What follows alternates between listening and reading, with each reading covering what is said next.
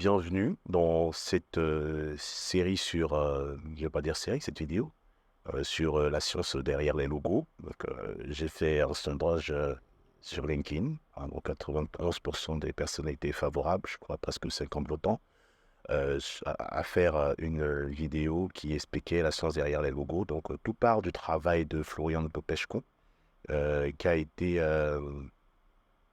partagé par la plupart des grands sites de créativité. Ici, je pense à Creapills, Culture Pub. Donc, si vous ne savez pas de quoi je parle, en fait, il s'agit de ça. Vous avez dû voir un certain nombre de choses comme ça. Donc, on va essayer de revenir logo par logo. Mais déjà, il a fait sur son Behance ça, un petit commentaire pour dire au cours des dernières semaines, il a relevé le défi d'étudier certains logos célèbres et les mathématiques sous-jacentes derrière eux.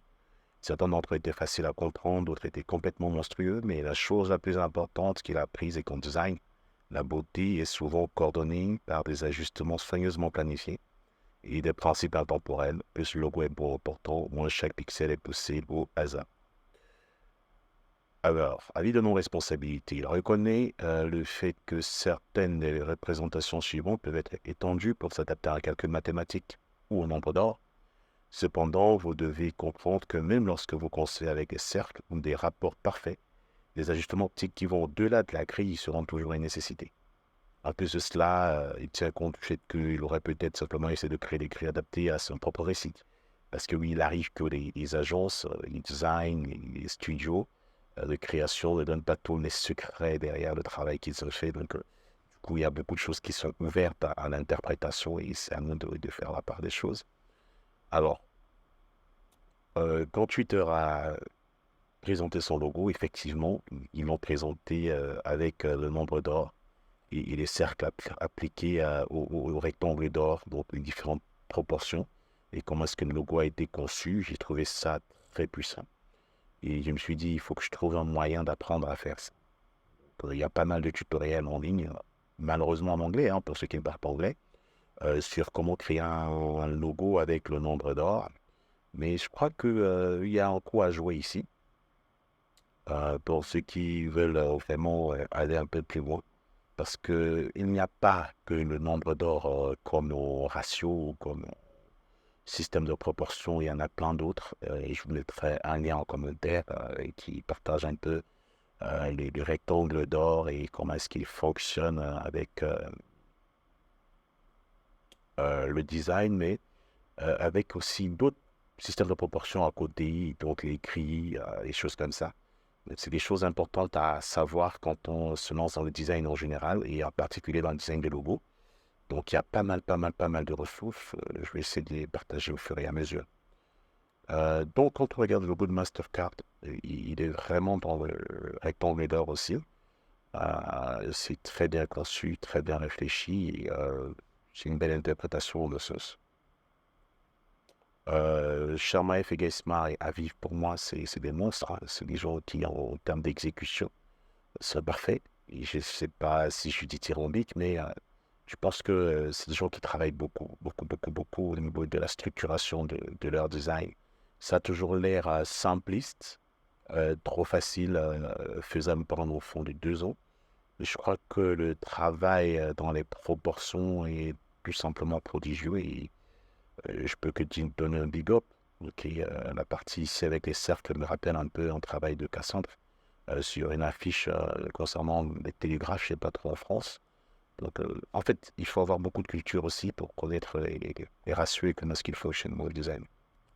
Ok, Apple, beaucoup estiment que Apple ne part pas sur le nombre d'or hein, pour être conçu, mais je crois que si on interprète et que ça fonctionne aussi bien, un peu quand même. Hein. Ne nous mentons pas trop. Donc, il y a des choses quand même, il y a des airs de famille, très de ressemblance. Voilà. Pour McDo, c'est ça qui m'intéresse aussi parmi les exemples, c'est que c'est pas basé sur le nombre d'or, mais il y a un système de proportion qui repose sur une grille modulaire. Ok, c'est des modules qui se répondent. Ok, qui font ce qu'on appelle généralement le système de proportion. Donc, il y a des petites explications ici pour ceux qui comprennent l'anglais, je ne veux pas me déranger. CBS, pareil pour le nombre d'or et avec les espacements. qui joue sur un autre ratio, différent de celui du nombre d'or, mais ça reste très intéressant. Et je crois qu'il y a encore à jouer ici en termes de compréhension et d'exécution. OK? Bizarrement, Bill Golden Ratio, OK, peut-être. Je dis n'importe quoi. Voilà, Nike par Caroline Davidson. Donc, ça aussi, c'est une interprétation libre, hein. Rien ne dit, rien ne dit qu'elle est partie sur le nombre d'or pour y arriver. Mais il y a, si on l'interprète et qu'on pousse un peu, je crois que là, le mec, il est un peu furieux, un peu farcé ici. Mais je crois que oui, c'est une interprétation se tient. Adidas, ici, on part vraiment sur des maths de base, hein, avec un triangle équilatéral. Euh, c'est parce que quand je vois la loi des moyennes de Pascal, je crois que ça vient aussi un peu de là. La géométrie, c'est quelque chose d'extraordinaire. Quand on travaille en se basant sur la géométrie, il y a de fortes chances d'être plus parfait, quoi. C'est-à-dire, c'est la nature, c'est la science. Et le monde, c'est sur les maths, quoi. Donc, voilà encore notre logo où le studio a ouvertement avoué être parti sur un rectangle d'or pour produire le travail, mais derrière le système de proportion au niveau de l'épaisseur des traits et qui se répond aussi au niveau de, j'appelais ça comment, de la hauteur de la typo. Je trouve ça tout simplement génial. Et le fait d'avoir aligné en fonction de la grille typographique, pas seulement en fonction de ce que l'œil voit entre le N et le G, c'est ça le gros détail, quoi, au niveau de l'exécution. Voilà, Pepsi et Arnell, donc c'était un peu plus compliqué que ça. Mais dans les faits, oui, ils ont expliqué, mais c'était un peu plus compliqué que cette interprétation. Je pense que Florian s'est très bien battu à ce niveau. Donc, je vais expliquer maintenant les systèmes de proportion et comment les comprendre. Alors, ici, je souhaiterais présenter un peu comment je travaille avec les systèmes de proportion dans ma propre démarche, dans ma propre démarche artistique au niveau technique. Donc, ça, c'est un travail qui a été fait en 2016 pour un client. Alors, j'ai créé un système de proportion qui était basé sur la lettre O majuscule de la police de caractère Anacarsis Bold, que j'ai appelé la mesure oméga. Donc, puisque le logo était typographique et iconique, parce que cette icône-ci, c'est le papillon. Donc, le papillon, en termes d'envergure, est parfaitement proportionnel au cercle, hein. La proportion du papillon au-dessus du cercle respecte la règle des tiers. Donc, ici, on a les 4 intersections qui sont les points où la tension se portera naturellement. La croix blanche représente le centre du papillon.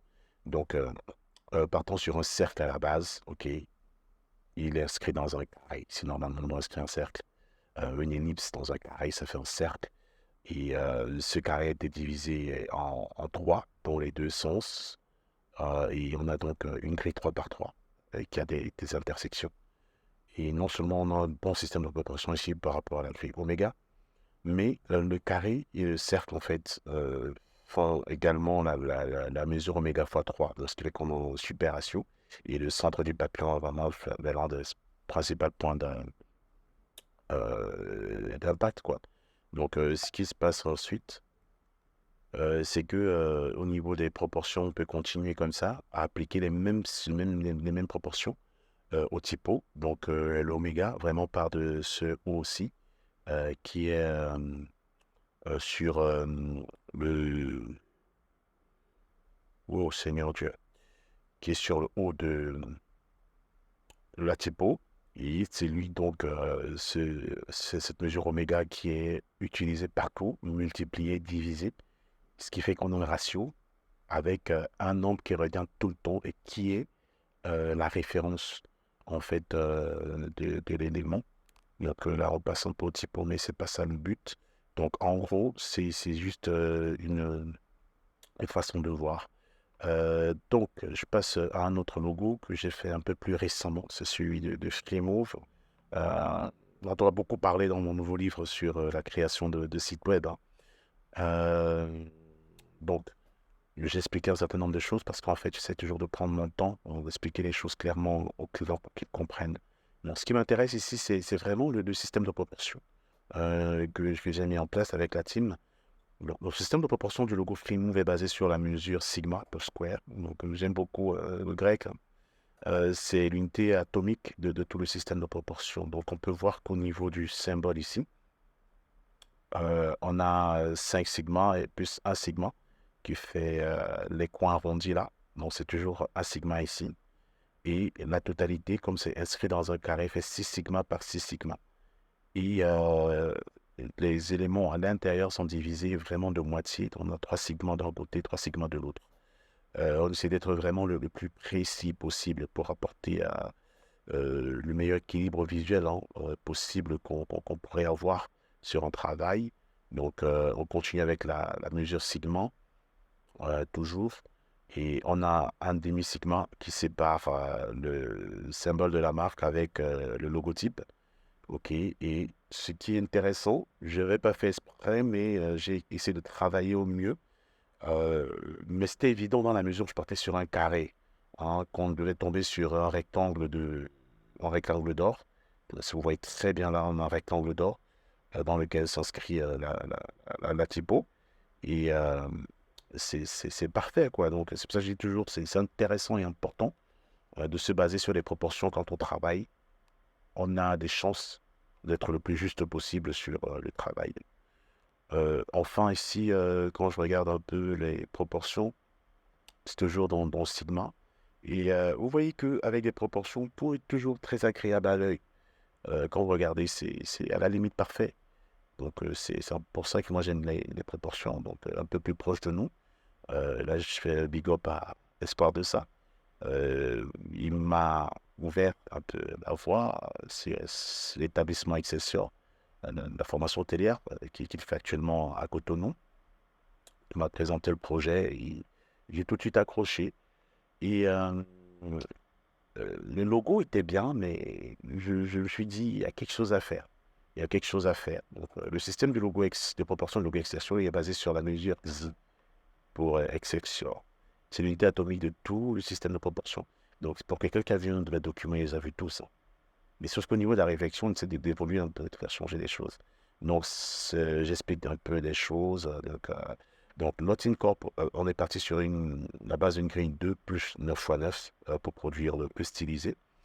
Chaque module, donc carré de cette grille, établit la mesure fondamentale de notre système de proportion, le XY.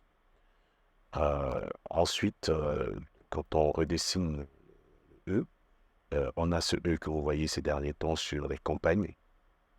On aurait pu faire moins. OK, essayer de gagner en temps, c'est-à-dire diminuer cette ligne ici pour rapprocher de là, diminuer cette ligne ici et rapprocher de là. Sauf que ça n'aurait pas eu l'impact visuel et la proportion qu'on voulait. Donc, on voulait quelque chose d'un peu déséquilibré en termes de le carré, OK, déséquilibré par rapport au carré, mais très complet par rapport à la proportion et rajouter vraiment, je ne vais pas dire une instabilité, mais je n'arrive pas à trouver le mot, désolé, mais c'est en termes de calcul, ça semble déséquilibré, mais en termes de proportion, c'est parfait. Du coup, si en étant le système au reste, c'est-à-dire à la construction typographique et aux autres éléments du logo, on a notre carré élémentaire qu'on divise en trois et à partir duquel on part pour produire le reste. OK? Et ça nous permet de créer ce premier verrouillage qui est le verrouillage principal quand on est au paysage. Et enfin, ce deuxième verrouillage qui est le verrouillage principal quand on est sur des formats carrés ou des formats verticaux. Donc, c'est juste pour dire que partir sur des systèmes de proportion permet d'être le plus juste possible quand on bosse. Et je vous encourage à essayer. Vous ne perdez rien, ce statut WhatsApp. Allez, à bientôt. Si vous avez des questions, n'hésitez pas à les poser en commentaire.